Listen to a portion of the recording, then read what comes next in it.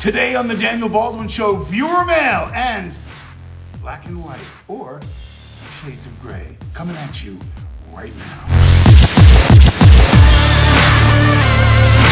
Hey, welcome to the Daniel Baldwin Show. Let's get right to it with viewer mail. John Frome of La Quinta, California says, "Hey DB, I've been watching you since the ESPN days." Well, that's a long time, John. I'm not sure if you are scoring, but I am.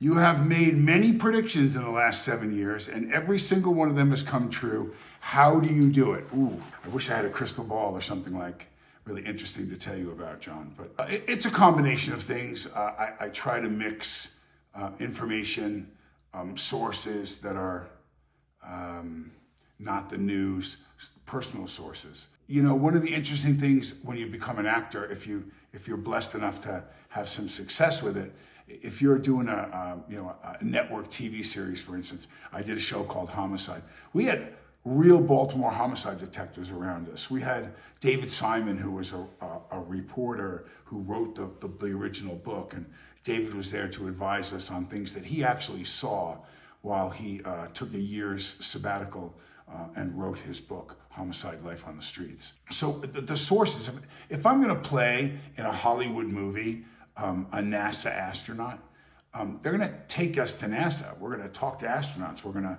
train with them. So the access that you have is pretty intense and pretty high level. With that said, I kept all my phone numbers.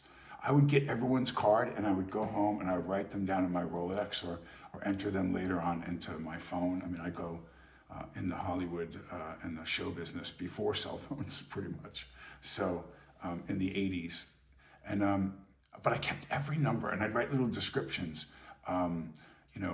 Tony so and so, Sheriff's Department, California, San Miguel. Whatever it was. I leave a little notation, or I leave the title of the movie, and again a little passage about how I knew this guy. Charity events, cancer for children. Doctor so-and-so, and then I know what, and I write what his specialty was. So when I had questions, or if I had something I didn't understand, I had literally thousands of phone numbers that I could call people and ask them what was going on. And so having that kind of access and those sources allowed me to be able to check a story and say, to Dr. So, is that possible? And they go, not really. It's theory. It's theoretically possible now, and they're looking at that, but no, they don't have the ability. So when you hear these claims of things that are going on in the world and military contacts, I have treasure trove of contacts of people that have military access, military information, high level into the White House. And so, that's been part of my gig when I get political on the show. So I think some of it's instinct, some of it is what I absolutely know, because there's a difference between when I say, I know something, John, or when I say, I think, or could it be, or, I'm pretty accurate when I use the English language. So, and I hang on that too. I have disagreements with people when I tell them, hey, listen, don't say this if this is what you meant. Be careful. Don't say that.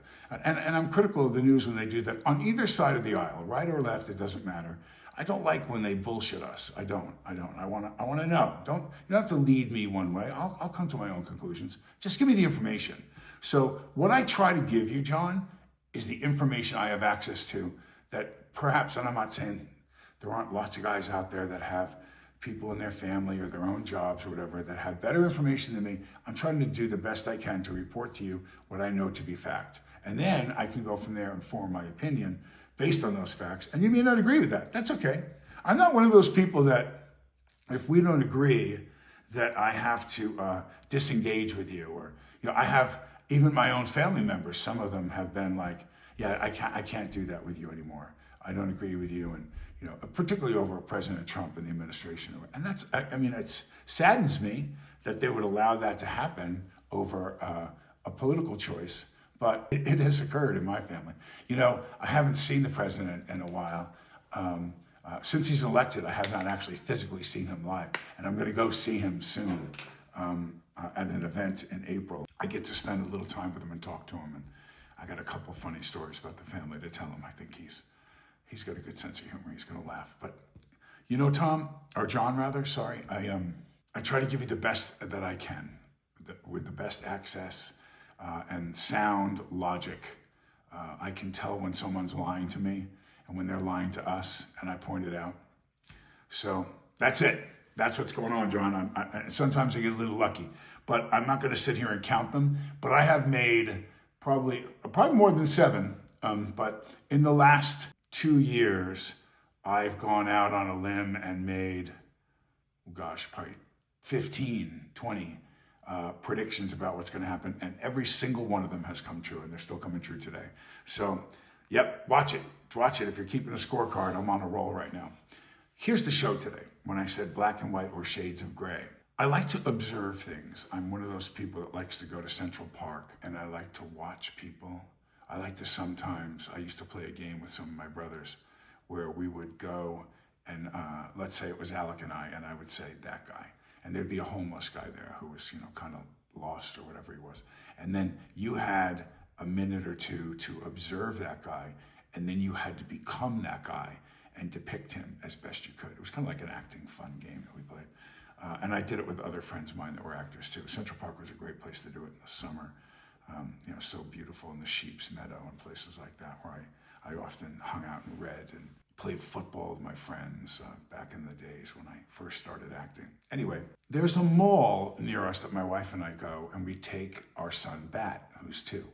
So he's almost 2.5. He was born June 1st. And there's, this big dog you can go under and climb on top of. They've got like 6 animal type climbing apparatuses on this cushiony floor. And kids take their shoes off and they just run around with a wall around it, and you can sit on benches, the parents, and there's only one way in and one way out. So it's safe, and my son loves it there. But I sat there and I watched him just the other night.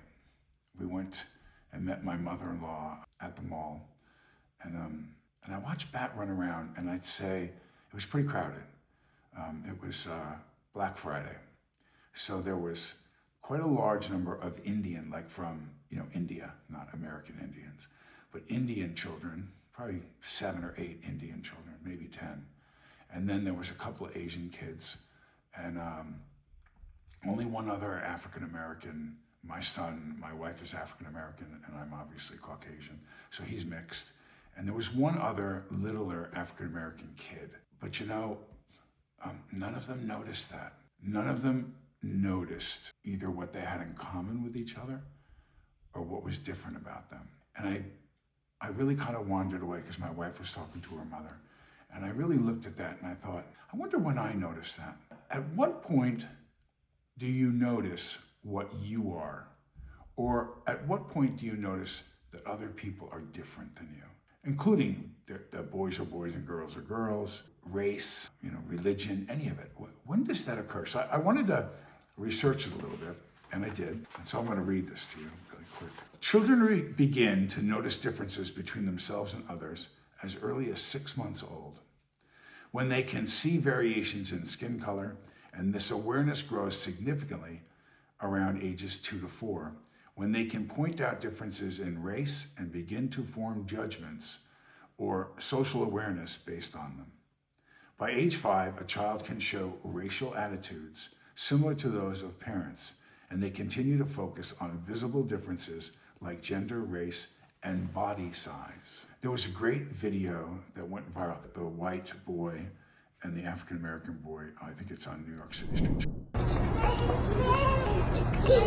26-month-old Maxwell and 27-month-old Finnegan, pure joy at the sight of one another, running to give each other a hug much bigger than their size. The innocence of it all is exactly why it's going viral. They just took off towards each other, and I just got my phone out as quickly as possible and just tried to record it, and they are just too cute together. And cute is an understatement. Michael Cisneros, Maxwell's dad, shot the video. He says he's not normally one to post a lot of private things on Facebook, but explains why he decided to in this case. With all the racism and hate going on, I just think it's a really beautiful video. The reason that it's getting attention because it is with a little black boy and a little white boy, and but if it can change someone's mind, or just change their view on things, then it's totally worth it. At last check, it's gotten over 300 shares and 6,500 views. The comments are mostly positive, but there are some naysayers. Definitely not staged, and it was just a lucky moment, and I got it on camera, and now with all the attention that it's getting, it's just going to be a great story to tell him when he's older. The pint-sized best friends have known each other for over a year now. It's a special relationship, and their parents are good friends as well. Where's Finnegan? I mean, there's not anyone else that comes close to Finnegan's status in Maxwell's eyes. It's great to spread the love and to show people that kind of love and beauty in the world.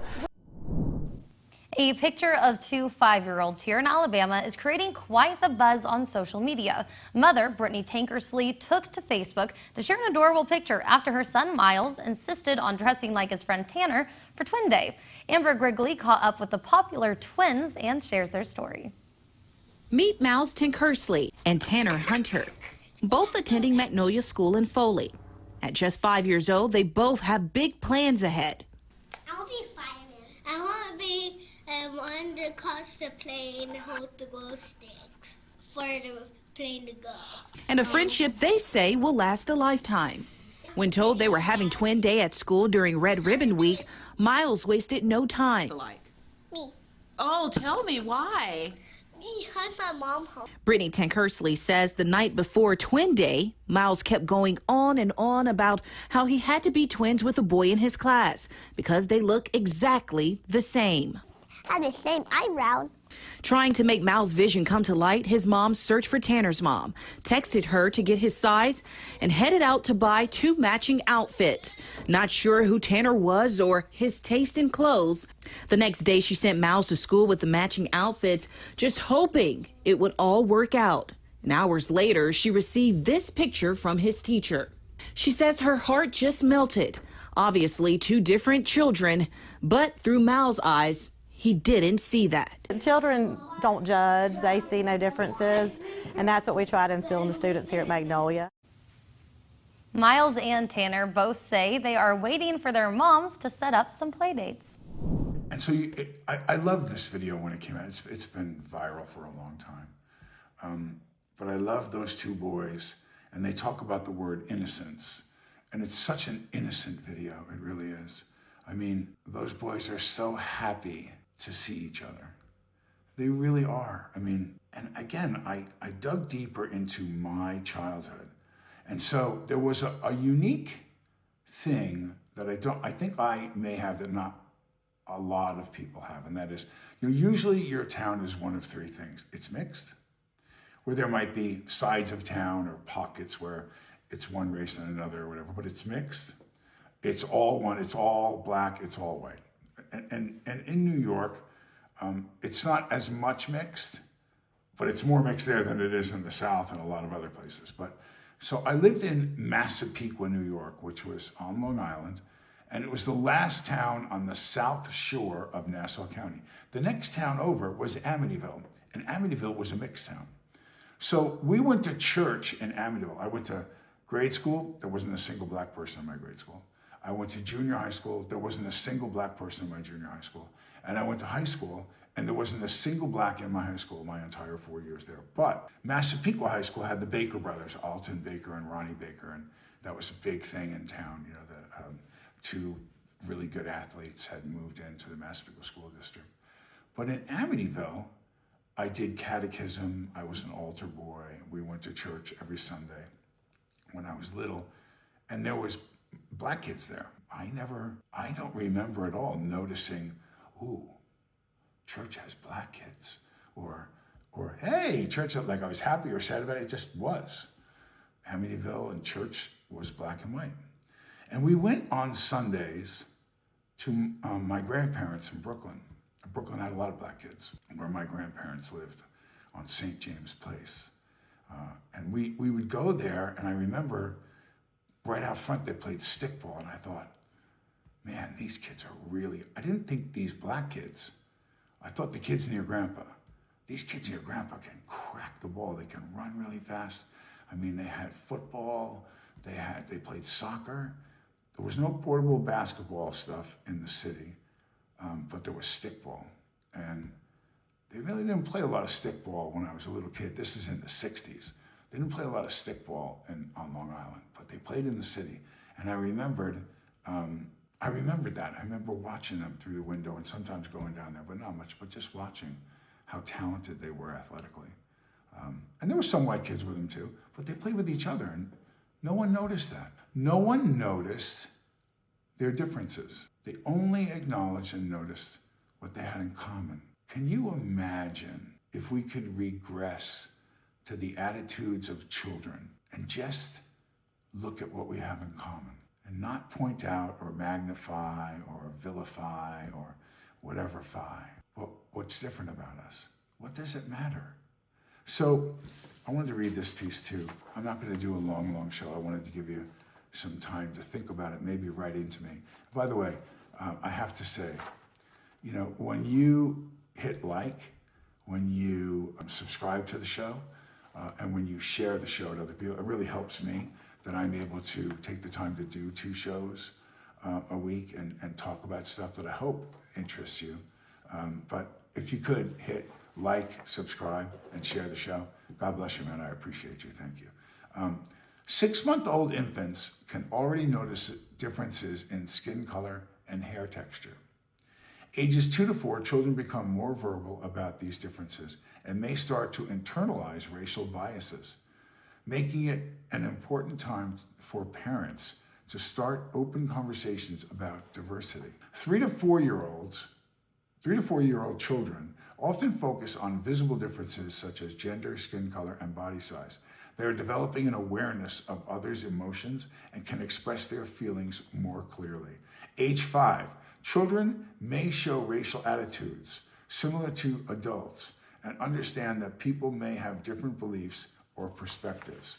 So I have to tell you that a child is literally like a piece of clay and you're the sculptor when you're the parent.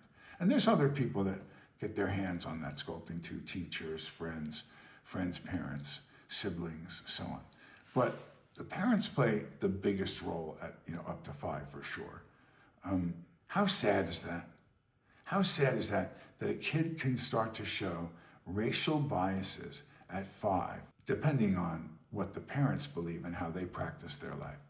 So what does it really mean? If the kid is a racist, if the kid has issues with anybody for any other reason than their experience with them, doesn't that mean the parent taught them that? Aren't they just a reflection of what they're learning at home and what they're seeing and hearing? It's a big responsibility to be a parent. If you're not going to take it seriously, then don't act surprised when they turn out all fucked up because you're the one that made them that way. Most of the time, and that's a fact. Another drink. So I have a biracial son. His mom is African American and daddy is white. And I never imagined some of the things because no matter what I wanted to think I knew about the African American experience, about the civil rights movement, about so on and so forth, no matter what I thought I knew, my wife has really opened my eyes to a whole different storyline. What she has had to go through, what she has had to endure, what she went through when she went to college at Spelman with a lot of other African-American women and then went on to go to law school at Notre Dame, and what society and different states and cities have taught her, an awareness that she has to have about where she is and where she's going when she travels. And I thought about that, and literally, I hate to sound naive, but I was like, what? And she went, yeah, I don't want to drive that route. That's not a safe route for me. I was, this is 2025, and it is still there. I've experienced it with her. I've experienced, it's a lot better than it's been. The journey has been long and hard for African Americans, but to have to learn that, to have to learn about that now and think about my son and what will whites accept him? Will he be accepted for what he is? He's half his mommy and half his daddy. Will he be prejudiced against by other whites because he's half black? Or will blacks reject him because he's not pure black and he's half white? When I never thought about that. I just loved my wife and we wanted to have a baby, and so we did. But man, having to consider all of that And where do you live with that? And do you go to a more racially accepted area or near a city where he'll see other people that are mixed and other people that are black and other people that are white? And it becomes a blur and confusing that in our country today, I have to worry about that bullshit. When my wife came walking up by me the first time I ever saw her, my jaw dropped to the ground because she was so beautiful. I didn't see a black woman. I saw a beautiful woman. And I smiled at her and she walked. She didn't even look up at me. And I thought, you're just way too old. And then about 4 aisles later, she was walking by and she looked up and we made eye contact and I smiled and she smiled back. And I thought, yeah, baby, maybe the old man's in the game. Nice. And this giant Kroger supermarket here in Atlanta. And in this huge parking lot, like thousands of cars could have gone, it's gigantic. Her car was parked right next to mine. As I popped my trunk, she walked around me with her wagon from grocery shopping. And I looked at her and we smiled again and I said, do you think that this is a coincidence? I mean, I smiled at you on aisle 4 and you smiled back and I definitely noticed you. I thought you noticed. She said, yes, I noticed you. And I said, and now in this monstrous parking lot, we're parked right next to each other. Do you think that's a coincidence? She said, no, I don't. I said, do you think, and we talked for hours. We sat there and we talked and talked and talked. And then I said to her, I asked for her number and she was like, I'm not giving you my number. You can give me your number. Even after all that talking, she was like, yeah, no, I'm not giving you my number, pal. That's not how it works. But she texted me later and we've been together ever since. We're never apart for more than a couple of days. It's really good. Best thing that ever happened to me, to tell you the truth. But I never saw any difference between us. I never. And I learned some, differences as she explained to me her journey and stuff. But I never saw that. And when I watched my son at the mall playing, I thought, wouldn't it be great if the world could be like that? Like just simple, and there was kids that he went up to and he tried to interact with that weren't interested, and they kind of, boom, and they were gone. That's okay. Not everyone's gonna like you, not everyone's gonna have that vibe with you or whatever. But there was a lot of other kids that, like little girl, my son's like a Mac Daddy. He is, no question, girls are of great interest, even at 2. He smiles, he does this whole coy thing. I walked into the gym, into the play area of the gym, where I take him almost every day. He loves that, to go into the gym. He runs to the car now. And he was standing on a little round table doing his little dance that he does with 3 girls sitting in chairs around him. I was like, what the heck? 2 years old. They were like 5 and 6. He's dancing for, 3 times his age. So it was, he's got that thing for girls now. What I want to hear from you about is, why do you think? Like, at what point did it change? I really can't identify it. I'm going to say it was like, 12, 13. I didn't have a large African-American influence on my life, or Asian or Indian or any other Hispanic. It was pretty much a white town I lived in. I didn't see racism at home. I heard of it. I heard, ethnic slurs before, and I certainly heard stuff years later in rap music as it evolved and got more violent and bad words being used in it. But I didn't have an experience where there was racism. My father would never have accepted that. He didn't raise us that way. People were judged in a godly way. And although you're probably not supposed to judge anyone at all, I think we do that sometimes.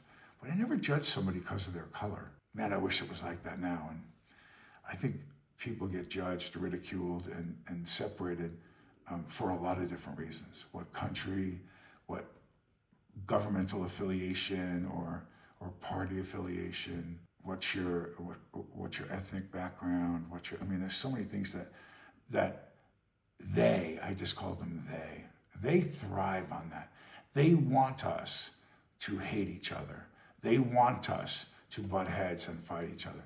The whole Republican and Democrat thing. There's people that are making so much money off the fact that we fight each other. We spend so much time not focusing on the things that really matter, like water, air, food, healthcare. So it pays off in a big way to keep us snapping at each other. But most people don't see that. And I've been saying it now for 30 years. This is part of the game that they're winning. They keep us at odds. The illusion of black and white. That's why I said, or is it shades of gray? Aren't we all occupying the same cities? Aren't we all occupying, the same country? Isn't there some way we could figure out a way? Maybe we should start another party. Maybe Elon Musk was right. Maybe we should just start another party, the People's Party or something, because it's like, wow, there seems to be so much division in the world right now. I know I'm looking at leaving Georgia to go to a place where I feel that it's safer. I haven't made that decision with my wife yet, but someplace where I can live free. It makes me really sad. Like I could get really emotional right now, thinking about watching my boy just go in there and love. He loves meeting new kids and interacting with them, and he could care less what color they are, what religion they are, what political affiliation they are, how much money they have. He doesn't care. He doesn't know any of that. He doesn't see any of that. I wish I could take that sight away from everyone that wants to see the differences, and I could make their scope focus on what we have in common and what we need to do together to live peacefully. I don't know, maybe one day it will become more gray. Lord God, thank you for your continued guidance, Lord. And thank you for keeping us safe. And as we go into the winter now, I ask you, Lord, to make us fertile, make the land fertile, make our minds fertile. So let's get through this cold winter, and let's have growth and plant new seeds in people's minds and hearts in the spring. In your name we pray. Amen. That's the show. Shades of Gray. Write me some emails. Ask me some questions. Let's talk about it. Let's talk about your community, your life. What happens with you guys when it comes to the differences you see, or the things that you see that are similar between you and your brothers and sisters. And I mean that brothers and sisters as anybody, not. It doesn't have to be your actual. God bless you.